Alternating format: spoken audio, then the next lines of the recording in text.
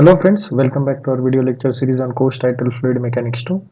In this lecture, we will continue with our previous topic, impact object, and case 2, when object is moving with the certain velocity u. So, as usual, before starting this lecture, we will revise our previous lecture. What we have discussed in the previous lecture, we have discussed condition number 1, when flat plate is held normal to the jet and moving with the velocity u. But before that, we have discussed our case number 1, when where our object was stationary, and for the stationary object we have discussed three different conditions: flat plate, normal to the jet, inclined to the jet, and plate is curved. And in the curved plate we have discussed three different conditions: how the plate is placed, or how the jet is striking, whether it is tangential or at the center, whether plate is symmetrical or unsymmetrical. You can pause this video and recall those numericals. We will proceed to our this lecture. Before proceeding, we will discuss again our previous lecture. What we have discussed: flat plate placed normal to the jet and moving with the certain velocity u, uniform velocity u. Now in this case, we have derived the equation for the force, which is given by f of x is equal to rho a v minus u square. Okay, here it is the correction. Please note it down. It's v minus u square, and a series of flat vertical plate. In that case, f of x is given by rho a v multiplied by v minus u.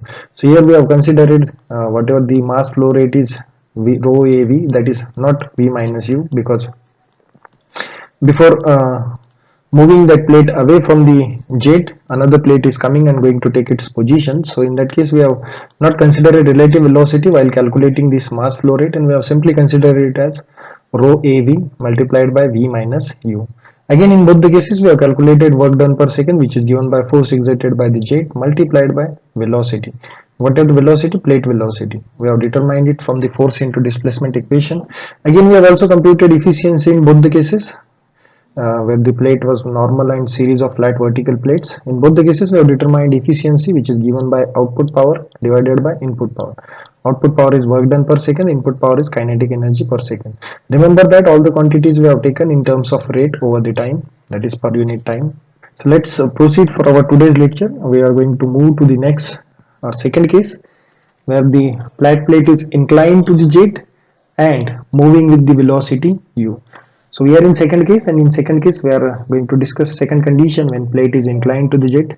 So similar condition, consider a pipe. At the end of pipe there is tapered section, nozzle, and through which a jet of water or jet of fluid coming out with the high velocity v and going to strike on the plate. Now the plate is held inclined to the jet by the angle theta with the axis of jet, which is making an angle theta with respect to direction of motion or axis of the jet.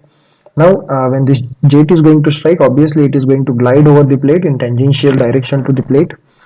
Now this plate is also moving with the certain velocity u. So when my jet of water is going to strike on this plate, obviously it is going to strike the plate with the relative velocity, that will be the velocity difference between velocity of jet and velocity of plate. So it is going to strike with the relative velocity v minus u, and after striking, that velocity will remain same after striking, that is v minus u. So here it is that velocity after striking is v minus u, because we have considered, where we have made assumption that this plate is smooth. So after striking, it is going to glide over the plate. Now we can simply compute the force exerted by the jet on this plate by using impulse momentum principle.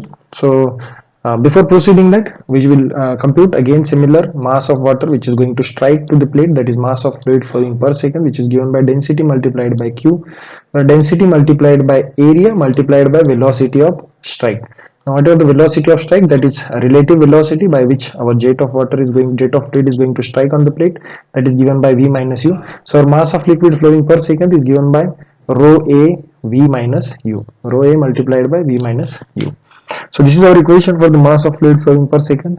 Now similar to our previous case, what we have discussed in the stationary object, we are first going to compute the force exerted by the jet on the plate in direction normal to the plate, that is f of n. The first we are going to compute this f of n, which is going to act normal to the plate, and then we are going to compute two components of this f of n. One is acting in direction of motion, and another is acting in normal to the direction of motion, that is f of x and f of y, by resolving f of n. So similar to previous case, we are going to determine this f of n first, and then we will determine f of x and f of y. Now if this f of n is acting, if I am considering it angle made by this f of n with respect to the horizontal, then obviously this is our angle theta, and this whole angle is 90 degree. Then in that case this angle will become with respect to horizontal 90 minus theta, 90 degree minus theta. So I can simply take this 90 minus theta angle and I can resolve it, f of n cos of theta, cos of 90 minus theta, and f of y is equal to f of n sin 90 minus theta. But before that we will compute f of n, which is the force acting normal to the plate, which is given by the impulse momentum principle. We know that impulse momentum principle is given by the mass per second multiplied by velocity of striking in direction normal to the plate minus velocity after striking in direction normal to the plate. So we are going to resolve this velocity in direction normal to the plate, that is v minus u cos of sin of theta, and this along the direction, sorry, this is the normal direction, v minus u sin of theta, cos of theta, sin of theta, and as it is normal component to the plate, and this will be the v minus u cos of theta. So it will v minus u cos of theta. Now so I can simply compute here initial velocity and final velocity. Now what is my initial velocity in direction normal to the plate? That is given by v minus u sin of theta. Here I have resolved. Okay, here the small correction, just replace this v with the v minus u. I might have simply used our previous figure, might have forgot to just change it. Here it is v minus u, v minus u, replace those both the v minus u with the both the v with the v minus u. So whatever my initial velocity in direction normal to the plate is v minus u, and my final velocity in direction normal to the plate, if you see here, after striking, my jet of fluid is moving or gliding over the plate in tangential direction, so there will be no resolving component of that final velocity or velocity after striking. So my final velocity or velocity after striking is 0 in direction normal to the plate. So I can simply write down f of n is equal to rho a v minus u, that is mass of fluid flowing per second, multiplied by initial velocity or velocity of striking or just before striking is v minus u sin of theta, minus final velocity is 0. So I can simply write down the equation for f of n is equal to rho a v minus u. Now if you see here, v minus u v minus u square multiplied by sin of theta. This is our required equation for the f of n, which is coming as rho a v minus u whole square multiplied by sin theta. If you remember our previous equation, when our object was stationary, our equation was something similar to this, rho a v square sin of theta. This was our previous equation. So there is only change in that our v has been replaced with v minus u. So we are just simply replacing that v with the relative velocity v minus u. Just remember all those equations, because only this equation is important. Once you remember only the equation of f of n or f of x, rest of the things you can simply calculate while solving the numericals. So after resolving this, our derived force f of n in two direction, that is, one is acting in direction or along the direction of motion, and another is acting perpendicular or normal to the direction of motion, that is f of x along the direction of motion and f of y in normal to the direction of motion. So f of x is given by f of n multiplied by this angle made by this f of n with respect to the horizontal is given by 90 minus theta, that is f of n cos of 90 minus theta. We know that cos of 90 minus theta is sin of theta, so I can simply write down the equation for f of x is equal to f of n, which can be replaced at rho a v square, rho a v minus u whole square multiplied by sin of theta, where this sin of theta multiplied by this cos 90 minus theta sin theta will become sin square of theta. So f of x is equal to rho a v minus u square multiplied by sin square theta. Now similarly I can calculate f of y, which is given by f of n sin of 90 minus theta.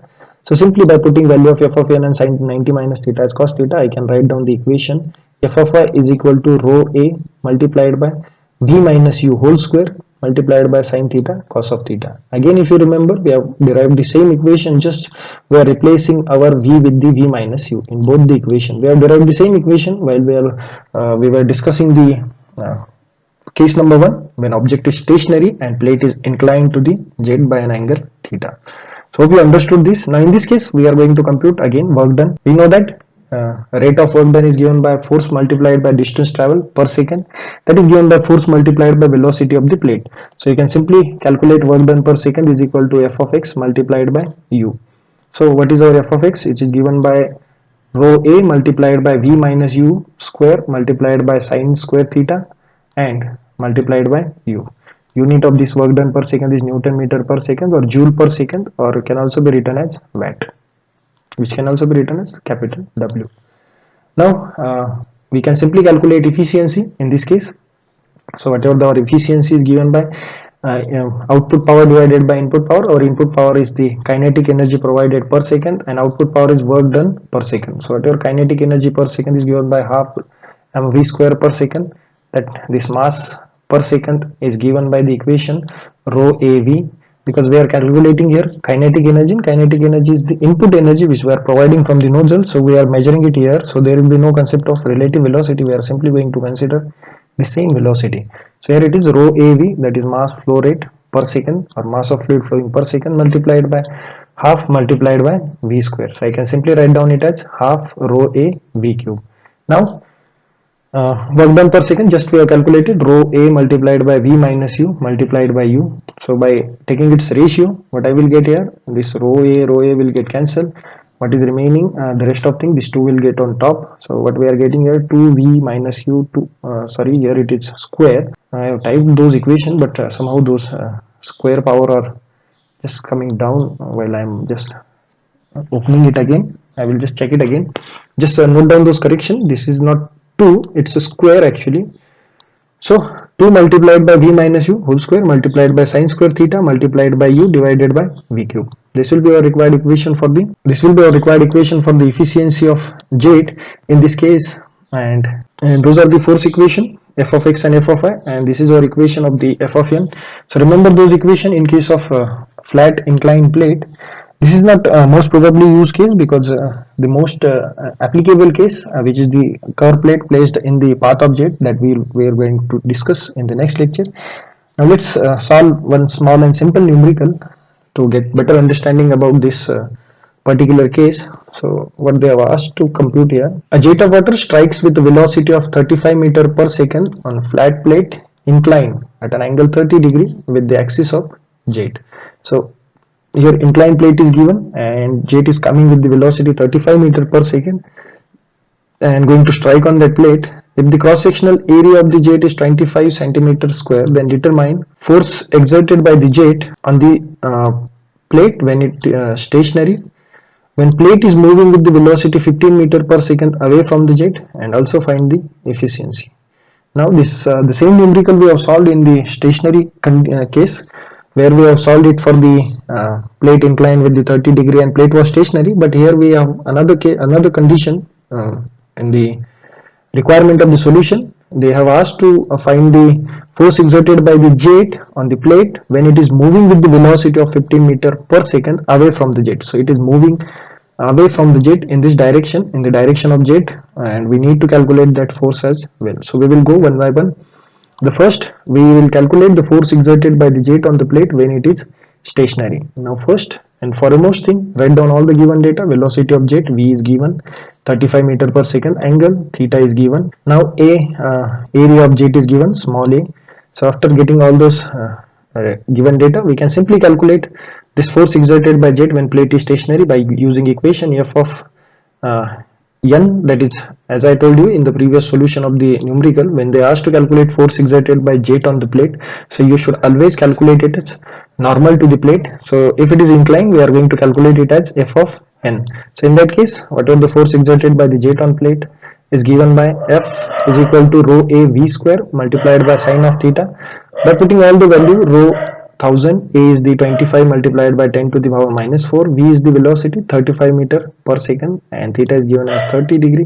So we can simply calculate the f of n, which is coming out as f is equal to 1531.25 Newton.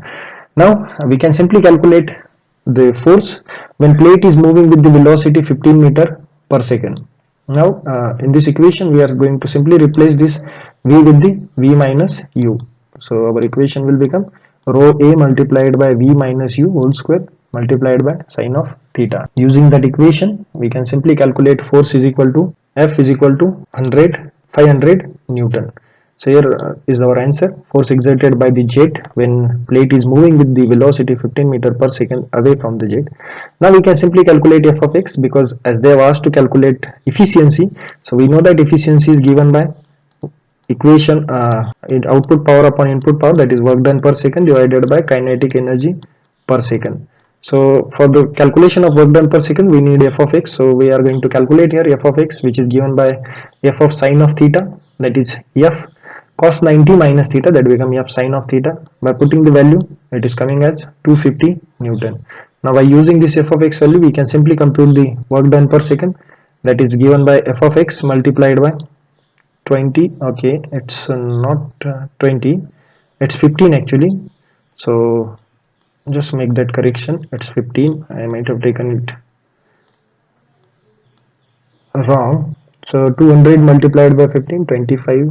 So it's coming out as 2250 multiplied by 15, that is almost it's equal to 3750.